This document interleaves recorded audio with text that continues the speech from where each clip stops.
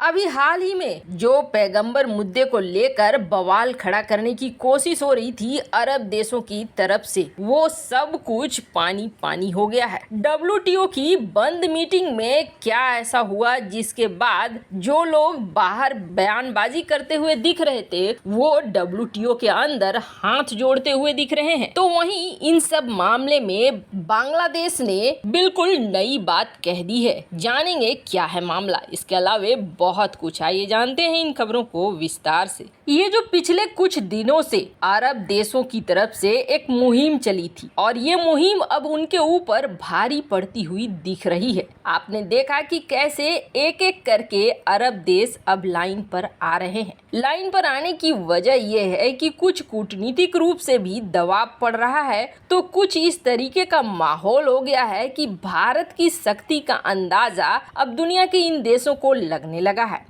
ज्यादातर देश जिनको आप देखेंगे भारत के खिलाफ इस वक्त खड़े हो रहे हैं, उन देशों में वैसे ही देश हैं जो खुद फटेहाल स्थिति में पहुंच चुके हैं। बात करें तुर्की की, तो तुर्की की खुद की अर्थव्यवस्था गर्त में जा रही है। उसके बाद किसी और देश को भी उठा लें तो उनका भी हाल कुछ कमोबेश वैसा ही है। पाकिस्तान जिसके पास खुद ही 20-25 दिन बचे हैं और कब का वो दिवालिया घोषित हो जाएगा अगर चीन उसे लोन न दे तो। इन देशों की स्थिति खुद ही लचर-पचर है। हाँ, कुछ ऐसे देश हैं जो तेल उत्पादन की वजह से अभी प्रमुख रूप से आ रहे हैं और व्यापार के मामले में भी कई जगह निवेश वगैरह कर रहे हैं। ऐसे में ये देश प्रमुख बन जाते हैं और इनके साथ भारत के भी कई तरह के व्यापार वगैरह चलते हैं। पर जो मौजूदा समस्या खड़ी हुई, ये मौजूदा समस्या छोटी सी थी जिस पे भारत सरकार ने एक्शन भी लिया, पर उसे जानबूझकर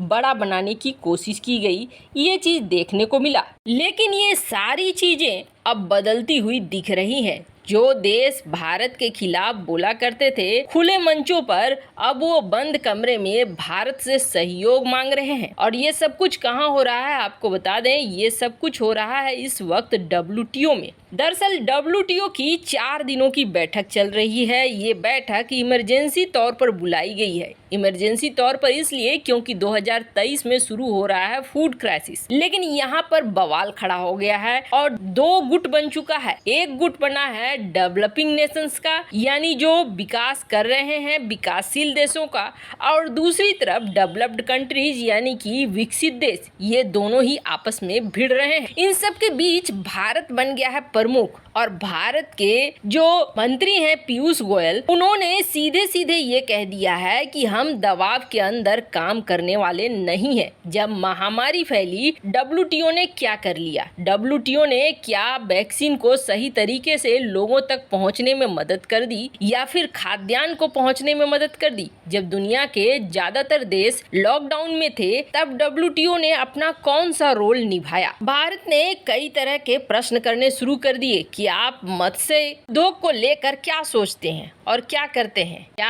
आपने छूट दिया है कि विकासशील देश 200 नॉटिकल माइल से आगे बढ़कर भी मछली पकड़ सकता है? अगर थोड़ा सा भी ऐसा होता है तो दूसरे देश की सेना उसे पकड़ लेती है। अब इस तरह के बहुत सारे डिस्कशन चल रहे हैं जहां डब्ल्यूटीओ खास तौर पर जो विकसित देश हैं और बाकी के ये अरब देश वगैरह हैं, ये भी चाह रहे हैं कि भारत गारंटी दे और ये गारंटी फूड क्राइसिस को लेकर दे। इस डब्ल्यूटीओ में ज्यादातर देश भारत के साथ साइन करना चाहते हैं डील, एक ऐसी डील जो 2023 में उनकी सुरक्षा को सुनिश्चित करे और खाद्यान्न की कमी न होने दे उन देशों में। अब ये देश जो बाहर में भारत के खिलाफ बवाल करने की कोशिश कर रहे थे, ये देश अब भारत के सहयोग की मांग कर रहे हैं। वैसे आपको बता दें, सिर्फ यही वो देश नहीं है बल्कि वो देश भी जो रूस यूक्रेन मामले में भारत को दोषी ठहरा रहे थे, वो खुद भी बंद कमरे में हाथ जोड़ते हुए दिख रहे हैं। दरअसल अमेरिका की बात करें तो इस वक्त अमेरिका में 40 साल में जो नहीं हुआ था वो हुआ है और अमेरिका की महंगाई चरम पर पहुंच गई है। अमेरिका ने रूस के अंदर क्या नुकसान पहुंचाया ये दुनिया भर की मीडिया में दिखाया जाता है, पर अमेरिका कोशिश करता है कि उसके देश की बात बात निकल कर सामने ना आए, पर चूंकि अमेरिका में लोकतंत्र है तो कहीं न कहीं से कुछ बातें निकल कर सामने आ जाती हैं और इन्हीं बातों के तहत ये भी समझ में आ रहा है कि अमेरिका में महंगाई इस वक्त चरम पर है। इस युद्ध के पीछे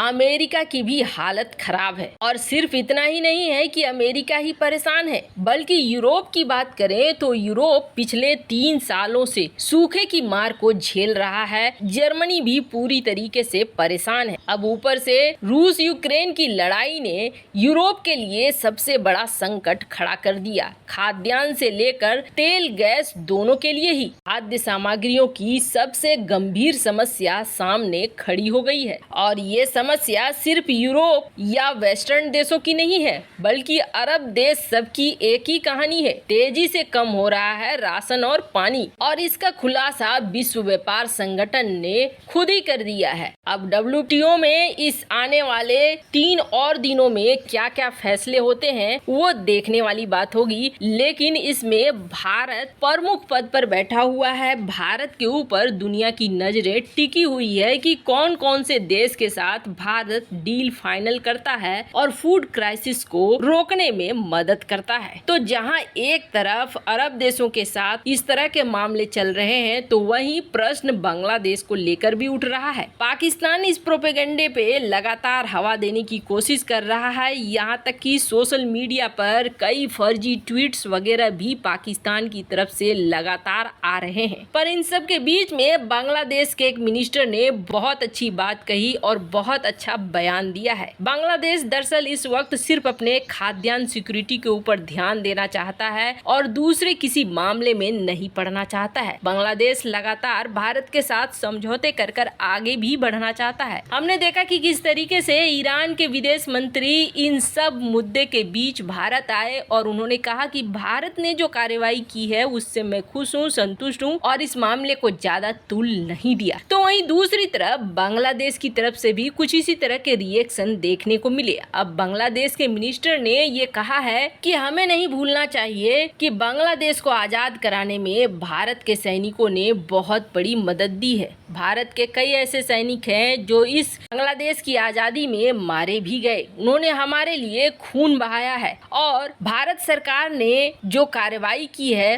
वो उनका अपना इंटरनल मैटर है। किसी ने कुछ कहा और भारत सरकार ने उस पर कार्रवाई भी कर दी है। इस मामले में हम लोगों को कुछ भी बोलने से बचना चाहिए और हम लोग इस मामले को तुल क्यों दे। हमें ये बिल्कुल नहीं भूलना चाहिए कि भारतीय हमारे और उनके संबंध काफी पुराने हैं और उन्होंने हमारी बहुत सारी मदद की है। वैसे बांग्लादेश का एक समुदाय ये समझता है तो दूसरा समुदाय काफी कट्टरपंथी समुदाय है, हालांकि उसे भी हवा पाकिस्तान द्वारा ही मिली है। पर इस वक्त तो बांग्लादेश भारत के साथ रिश्तों को सही रखना चाह रहा है। वैसे इस मामले में आपकी क्या राय है, कमेंट कर जरूर बताएं। जल्द मिलते हैं अगले वीडियो में नई खबर के साथ।